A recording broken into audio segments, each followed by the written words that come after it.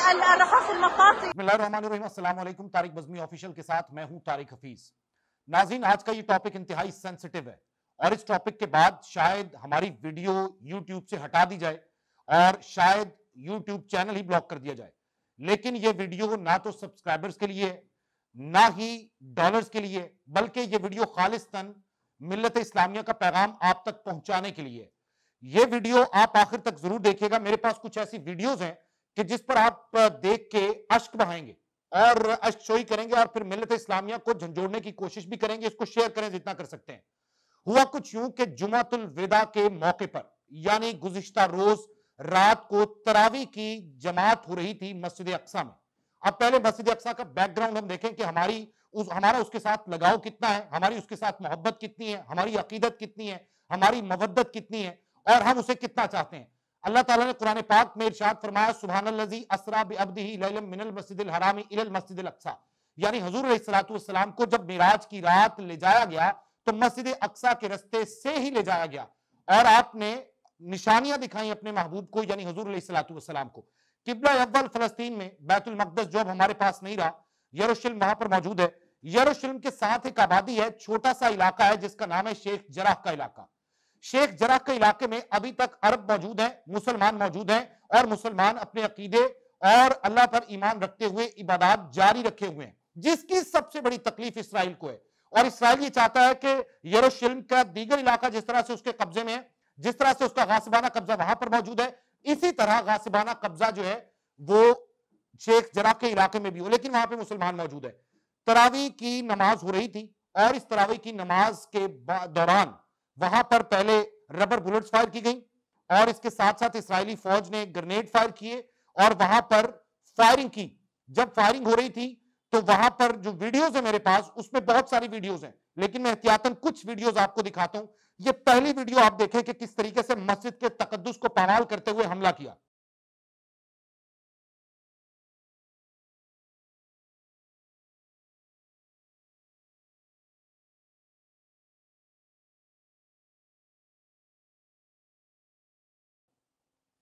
Video آپ نے ملاحظہ کی، دیکھیں کس طرح سے اسرائیلی فوجی دندراتے پھرتے ہیں مسجد اقصیٰ کے صحن میں. اور اس کے بعد وہاں پر جتنی خواتین تھیں ان کو میرا دونوں ہاتھوں سے سلوٹ ہے کہ وہاں پر خواتین نماز پڑھ رہی تھی. خواتین نے دیدہ دلیری کے ساتھ، جس طرح سے حضرت علی کرم اللہ وجہ الکریم نماز پڑھتے تھے، جس طرح صحابہ کرام نماز پڑھتے تھے تو پرندے سروں پہ آ کے بیٹھ جاتے تھے، در حقیقت وہ اللہ رب العزت کے سامنے گڑ گڑاتے تھے اور اسی طرح سے حق کے عبادت ادا کرتے تھے. اسی طرح یہاں پر موجود ان خواتین نے کیا. پیچھے گولیاں چل رہی ہیں، گرنیڈ چل رہے ہیں، ربر بلٹس فائر ہو رہے ہیں اور اس کے ساتھ ساتھ دندناتے فوجی پھر رہے ہیں، ان کے بوٹوں کی ٹاپ وہاں پہ سنائی دے رہی ہے. لیکن یہ ملت اسلامیہ کی میری خواتین، مائیں، بہنیں وہاں پر موجود ہیں اور نماز ادا کر رہی ہیں، نماز تراویح ادا کر رہی ہیں اور انہوں نے نہ ادھر دیکھا نہ ادھر دیکھا، بلکہ انہوں نے اللہ رب العزت کا سجدہ شکر ادا کیا. لیکن اسرائیلی فوجیوں نے پھر بھی بس نہیں کی. یہ ویڈیو دیکھیں کہ وہاں پر خواتین کیسے نماز ادا کر رہی ہیں.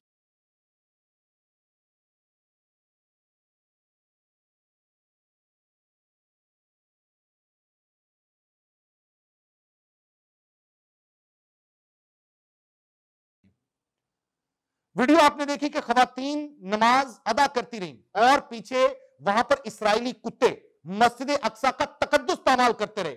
میں روؤں نہ تو کیا کروں اس امت مسلمہ پر. مجھے حیرت ہوتی ہے کہ امت مسلمہ کے بارے میں آقا علیہ السلام نے فرمایا کہ یہ ایک جسم کی طرح ہے. جسم کے کسی حصے میں تکلیف ہوتی ہے تو پوری ملت اسلامیہ بے چین ہو جاتی ہے، جس طرح سے پورا جسم بے تاب ہو جاتا ہے اگر کسی حصے میں تکلیف ہوتی ہے. لیکن ایسا نہیں ہوا. یہاں پر کیا ہوا؟ جلا کے مسجد اقصیٰ کو اہل باطل نے، خدا گواہ، یہ سربستہ راز کھولا ہے جسے ماضی میں کہتے تھے ملت بیضاء، وہ دور حال میں ایک بزدلوں کا ٹولہ ہے. اگر ملت اسلامیہ، امت مسلمہ اور دین محمد کے پیروکار ابھی بھی نہیں جاگتے تو پھر کب جاگیں گے؟ خدا کے لیے جاگ اٹھیے. خدا کے لیے آپ ایک تسبیح کے دانوں کی طرح اللہ آقا علیہ السلام نے ہم لوگوں کو قرار دیا ہے، لیکن سعودی عرب امریکہ کے ساتھ گٹھ جوڑ میں مصروف ہے. فلسطین پر غاصبانہ قبضہ اسرائیل کا ہوتا رہے، ترکی کو فرق نہیں پڑتا، پاکستان کو فرق نہیں پڑتا، ایران کو فرق نہیں پڑتا کہ ان کے آپس میں اختلافات بہت زیادہ ہیں، کویت کو فرق نہیں پڑتا، جتنے اسلامی ممالک ہیں کسی کو فرق نہیں پڑا اور اسرائیلی فوجیوں نے دندناتے ہوئے وہاں پہ مسجد کی بے حرمتی کی. یہ ویڈیو دیکھیں کہ کس طریقے سے وہاں پر اسرائیلی فوج کا جوان سگریٹ نوشی کر رہا ہے.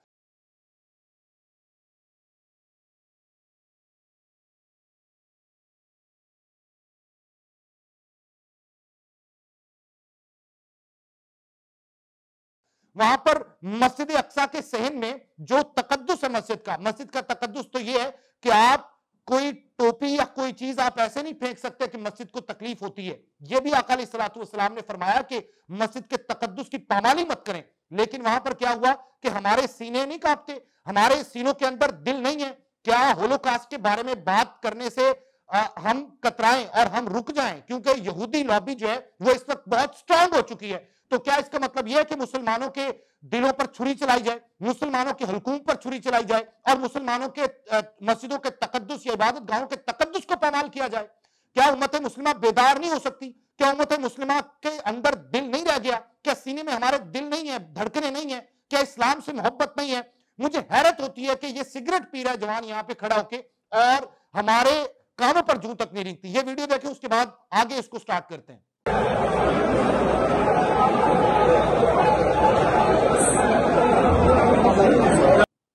ویڈیو آپ نے دیکھی کس طریقے سے تقدس پامال ہوا, کس طریقے سے گولیاں چلی. اب اس کا بیک گراؤنڈ جان لیجئے کہ ہوا کیا ہے. ہوا یہ کہ وہاں پر شیخ جراح کا جو علاقہ ہے وہاں پہ مسلمان موجود ہیں اس وقت, اور مسلمانوں کا کورٹ میں کیس بھی چلا.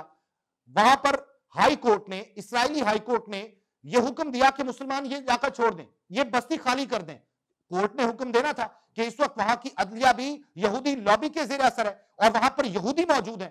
یہ ویڈیو بنانے کا مقصد یہ ہے کہ آپ اس کو شیئر کریں اور آپ کو اویئرنس دی جائے کہ آخر ہوا کیا ہے.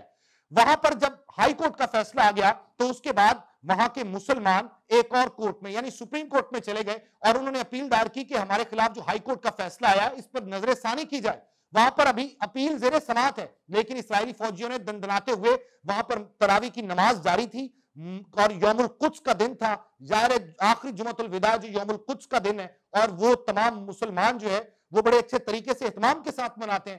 وہاں پر تراویح کے دوران فائرنگ کی, گرنیڈ برسائے, ربڑ کی گولیاں فائر کی, اور اس کے ساتھ ساتھ ایک ویڈیو میں آپ نے دیکھا کہ کس طریقے سے خاتون جو ہے وہ ایک جگہ بیٹھی ہوئی ہے, وہ رو رہی ہے, گڑ گڑا رہی ہے, تڑپ رہی ہے, سسک رہی ہے, اور وہاں پہ 4 جوان ان کو اٹھانے کے لیے آتے.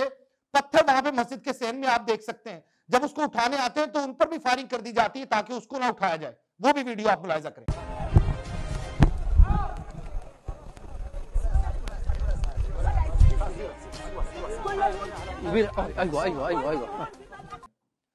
ناظرین دل کانپ گیا یہ دیکھ کے, اور امت مسلمہ کے کان پر جوں تک نہیں رنگی. یہاں پر فلسطین کا معاملہ نہیں ہے, یہاں پر یوم القدس کے موقع پر مسجد اقصی کا معاملہ ہے.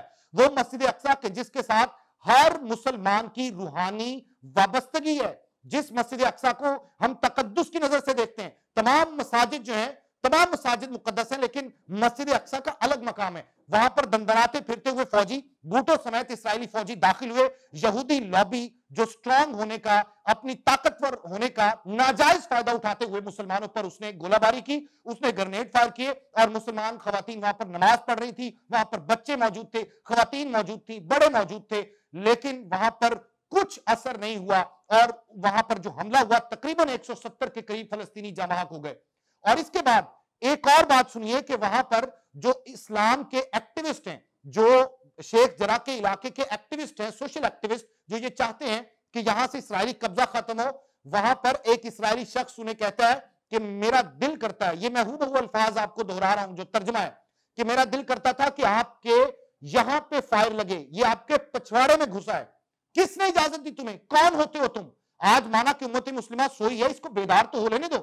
ابھی بیدار ہوگی تو پتہ چل جائے گا. ہم تو وہ ہیں کہ جو 313 ہو کر ہزاروں پر بھاری ہوتے ہیں.